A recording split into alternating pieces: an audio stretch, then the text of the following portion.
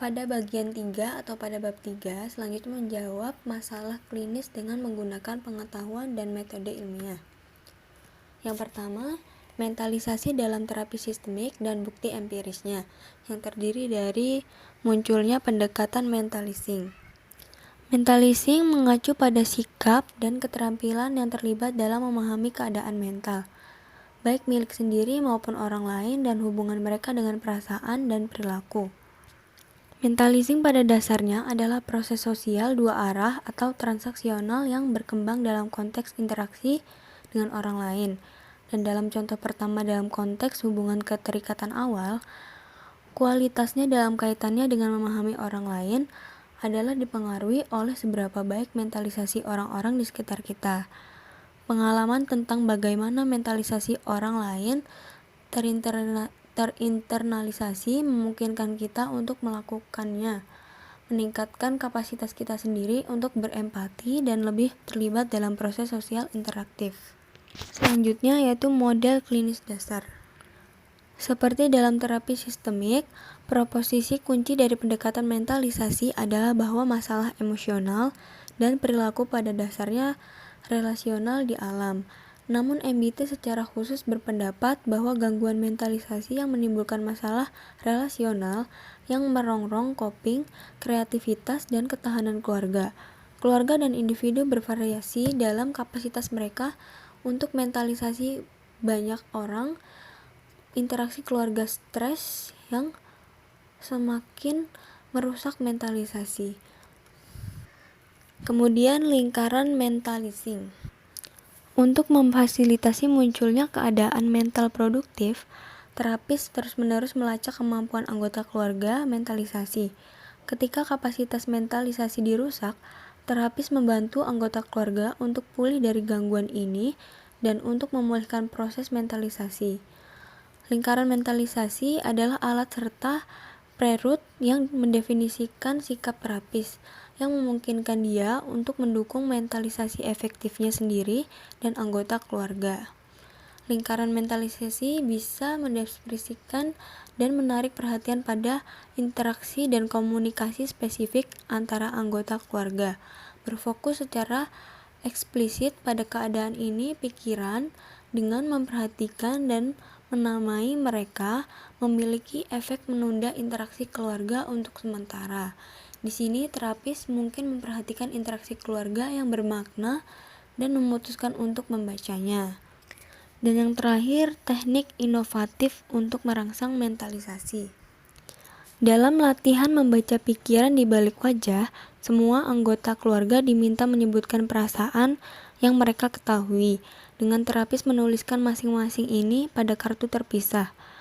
Setelah 15-20 perasaan dipilih, setiap orang menarik sebuah kartu dan memperlihatkan keadaan perasaan tanpa menggunakan kata-kata. Dengan anggota keluarga yang lain harus berspekulasi tentang apa yang ingin disampaikan. Biasanya banyak menebak dan tertawa, diikuti dengan diskusi tentang bagaimana perasaan dapat didefinisikan dengan benar atau bagaimana ekspresi wajah dapat diidentifikasi. Poin yang kedua yaitu intervensi berbasis perhatian dan welas asih dalam relasional konteks, yang terdiri dari perhatian dan welas asih, meninjau bukti berdasarkan perhatian dan welas asih dalam konteks sosial, kemudian pertimbangan khusus saat menerapkan perhatian dan welas asih dalam konteks sosial, dan yang terakhir kesamaan dan perbedaan antara pendekatan berakar Buddha dan sistemik berpikir. Poin ketiga, di mana emosi, bagaimana terapi yang berfokus pada emosi menginspirasi praktik sistemik, yang terdiri dari kerangka teoritis EFT, terapi sistematik premis teoritis dan intervensi praktis, dan perbedaan yang membuat perbedaan, membandingkan ST dan IFT. Dari reaktivitas ke pemberdayaan relasional dalam terapi pasangan, wawasan, dan neurobiologi interpersonal, yang terdiri dari apa itu neurobiologi interpersonal. Dalam hal ini, para ilmuwan telah mengidentifikasi proses otak yang memengaruhi fungsi kognitif, emosional, fisik, dan interpersonal. Banyak dari ini penelitian mengarah langsung pada pekerjaan klinis, misalnya bagaimana amigdala memicu respons melawan atau lari dan reaktivitas lutut. Regulasi korteks prefrontal dari amigdala dan ilmu saraf empati. Tindakannya tidak hanya di kepala, ada yang konstan, komunikasi antara otak dan tubuh. Informasi kunci ini disampaikan dari usus atau hati ke otak, membentuk emosi. Dan dari otak ke tubuh, misalnya saat amigdala memicu respons stres, membuat jantung memompa dan anggota badan siap untuk melawan atau melarikan diri. Neurobiologi interpersonal ini memperluas fokus di luar otak tubuh di dalam individu ke interaksi melingkar dan rekursif otak, tubuh, dan hubungan. Sama seperti pemikiran sistemik berkembang fokus individu ke relasional kontekstual, sehingga neurobiologi antarpribadi melampaui otak individu, mengeksplorasi caranya hubungan mempengaruhi kesehatan mental dan fisik, dan mekanisme perilaku saraf dari hubungan yang memuaskan atau tertekan. Selanjutnya, cinta dan ketidakpuasannya. Terapi sistemik memiliki pandangan multilevel tentang pasangan dan hubungan keluarga, mengeksplorasi individu, interpersonal, dan faktor antargenerasi yang mempengaruhi kesulitan relasional. Konteks tempat tinggal pasangan, sistem dukungan atau stres sosial, dan konteks budaya yang lebih luas, tingkat makro yang termasuk kemiskinan, marginalisasi, dan penindasan telah ditangani dalam beberapa tahun terakhir. Neurobiologi antarpribadi menambahkan lapisan lain pada pandangan integratif ini, tingkat mikroproses di dalam otak, tubuh, dan hubungan. Selanjutnya, wired to connect. Manusia adalah makhluk sosial. Otak anak terhubung melalui koneksi dengan pengasuh. Pemeliharaan dan alam bekerja sama untuk membentuk manusia. Pengalaman mengubah koneksi antar neuron dan bahkan mempengaruhi ekspresi gen. Selanjutnya, pasangan tertekan, siklus kerentanan. Banyak pasangan datang ke terapi dengan perasaan tidak berdaya dan terputus, terjebak dalam lingkaran setan reaktivitas.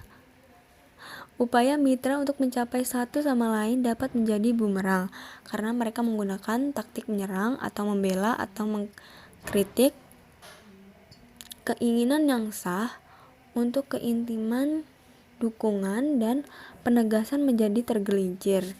Dalam terapi pasangan, kerinduan atau kedekatan mengintai di balik tarian menyerang atau bertahan diidentifikasi, dan mitra dibantu untuk menantang perilaku kontraproduktif mereka sendiri dan mengembangkan interaksi baru yang mempromosikan kepercayaan dan keintiman.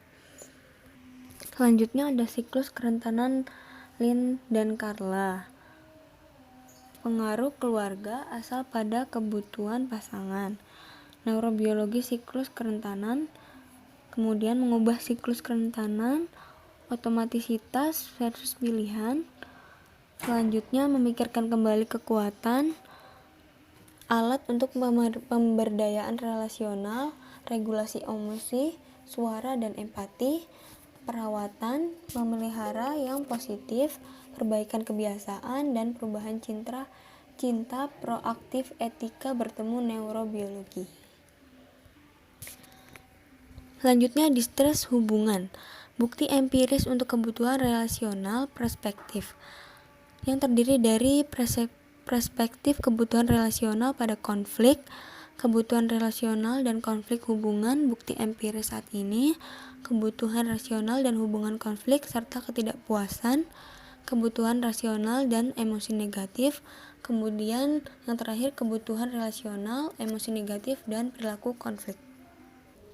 Poin selanjutnya itu kekerasan dalam keluarga, praktek dan penelitian sistemik yang terdiri dari terapi pasangan berfokus pada kekerasan dalam rumah tangga dan keluarga konflik tinggi setelah perceraian. Sekian penjelasan dari bab 3 atau bagian 3.